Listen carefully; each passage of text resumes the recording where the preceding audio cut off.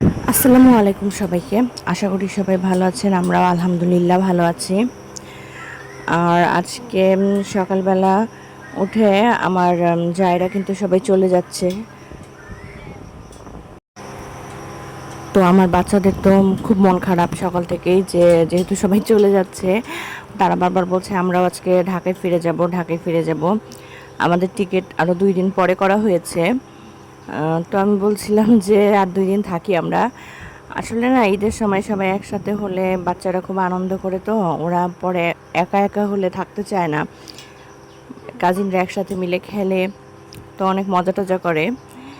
এখন তাদের মন খারাপ যে তাদেরকে একা থাকতে হবে। আসলে এটাই জীবন। ছুটি হলে সবাই একত্রিত হবে, ছুটি শেষ হয়ে যাবে, যার যার গন্তব্যস্থলে তাকে তাকে ফিরে যেতে হবে। আর এইসব ছোট ছোট আনন্দের মুহূর্ত আছে বলেই মনে হয় জীবন আসলে এতটা সুন্দর, যে সবাই একত্রিত হলাম, কিছুদিন হই হুল্লোড় করলাম। এখন আবার বিদায়ের ঘন্টা বেজে গেল, যার যার কর্মব্যস্ত জীবনে তাকে তাকে ফিরে যেতে হবে। এই তো ওরা সবাই বেরিয়ে যাচ্ছিল। ওরা এখান থেকে অটো নিয়ে প্রথমে শহরে যাবে, সেখান থেকে বাসে করে সবাই চলে যাবে। তো আবার আর কি সবার অপেক্ষায় থাকা, কবে আবার এমন ছুটি পাওয়া যাবে যে সবাই একসাথে হবে। তারা তো আগে থেকে বাচ্চারা প্ল্যানিং করে রেখেছে যে আমরা আবার একত্রিত হলে কি হবে না হবে। আর এই যে দুপুরের দিকে সকালে নাস্তা টাস্তা করা শেষ আমাদের, দুপুরের দিকে বাচ্চাদেরকে একটু ফল টল দিচ্ছিলাম। লিচু ছিল, আর সাথে ড্রাগন ফল ছিল। গ্রীষ্মকালটাই তো আসলে ফলের মাস, মধু মাস। তো ওদেরকে একটু ড্রাগন কেটে দিলাম। তারপর এদিকে দুপুরের খাবার দাবারের আয়োজন চলছে। এখানে ইলিশ মাছের তরকারি ছিল, লাউ ছিল, মিষ্টি কুমড়ার ভাজি ছিল, ডাল ছিল। এগুলো দিয়ে আজকে দুপুরের খাবারটা সেরে নিব আমরা। আর বিকালের দিকে কিন্তু আমি একটু রেডি হয়ে গিয়েছিলাম মানে বলতে আমরা একটু বাইরে যাচ্ছি, বাচ্চাদেরকে নিয়ে পার্কে যাব। যেহেতু সবাই চলে গিয়েছে তাই ওদের অসম্ভব মন খারাপ, সেজন্য আর কি ওদেরকে বোঝানো হয়েছে যে আমরাও বিকালবেলা ঘুরতে যাব, পার্কে যাব। তাও এটা শোনার পর কিছুটা খুশি হয়েছে আর কি।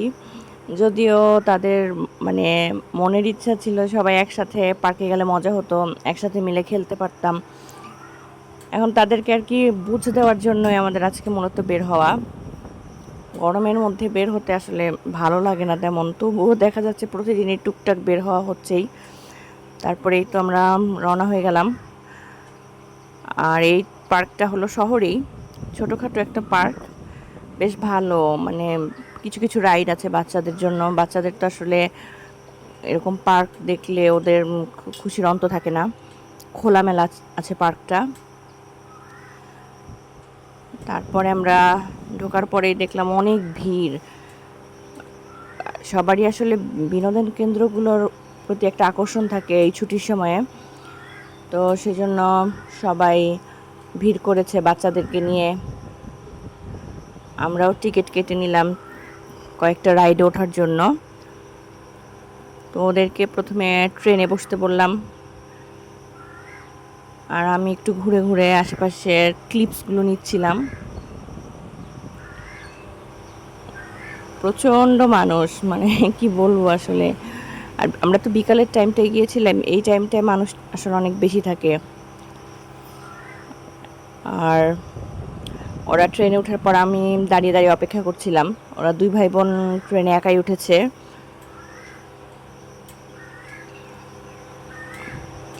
নিজেও কিছু ফটোশ্যুট করে নিলাম।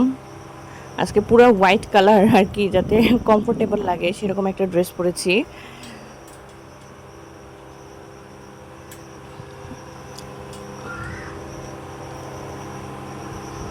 এখানে কিন্তু রাইড যে খুব বেশি আছে তা না, অল্প কিছু রাইডই ছিল।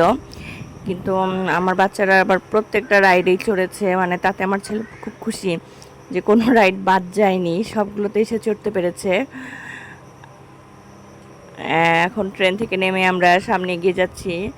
এখন গিয়ে নাগরদোলায় চড়বো। নাগরদোলায় কিন্তু আমরা 4 জনেই উঠবো, কারণ ওখানে ওরা শুধু 2 জন উঠতে পারবে না, যেহেতু অনেক উঁচুতে উঠে যায়।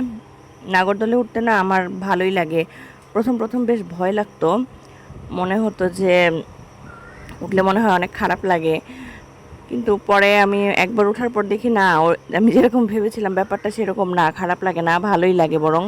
উঁচুতে ওঠার পরে পুরা শহরটা দেখা যায়, আর বেশ একটা অন্যরকম ফিলিং আর কি উঁচু থেকে শহর দেখার।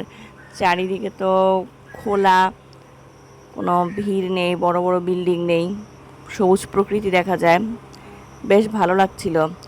এদিকে সূর্য কিন্তু প্রায় ডুবে যাচ্ছিল, মানে সন্ধ্যা হয়ে আসছে। আর আমার ছেলে একটু একটু ভয় পাচ্ছিল, বলছিল মা আমার একটু ভয় করে, আবার তার ভালোও লাগছিল মানে এটাই কিন্তু হচ্ছে যে এই থ্রিলটাই হচ্ছে রাইডের আসল মজা, যে ভয়ও লাগে আবার ভালোও লাগে। আর তারপর ওরা দুইজন বলল যে এই দোলনাটায় চড়বে। আমি বারবার নিষেধ করেছিলাম যে এটায় চড়ো না, যেহেতু এটা অনেক জোরে জোরে ঘুরে। আমার নিজেরই কেমন জানি মানে মনে হয় জানি মাথা ঘুরবে, কিন্তু তারা চড়বেই। আর এর মধ্যেও কিন্তু আমরা মাঝখানে ম্যাজিক কার্পেটে সবাই চড়েছিলাম। ম্যাজিক কার্পেটেও আমরা 4 জন চড়েছিলাম, ভালোই লেগেছে ম্যাজিক কার্পেটে। এই যে দেখেন তারা কিন্তু একটু ভয় পায়নি, আমরা শুধু বারবার বলছিলাম যে তুমি হ্যান্ডেলটা শক্ত করে ধরো। তারপর এগুলো ছোট ছোট কিছু গাড়ির মতো রাইড ছিল। বললাম না, আজকে তাদের বায়না হচ্ছে তাদের সবগুলো রাইডেই চড়তে হবে, মানে কোনো রাইড বাদ দেওয়া যাবে না যেহেতু তাদের ভীষণ মন খারাপ, সব খেলার সাথীরা চলে গিয়েছে ঢাকায়, তাই একটু পরপর থেকে থেকে বলছিল যে আমরাও চলে যাই। তাকে বুঝ দেওয়ার জন্যই আজকে তার সব আবদার পূরণ করা হচ্ছে।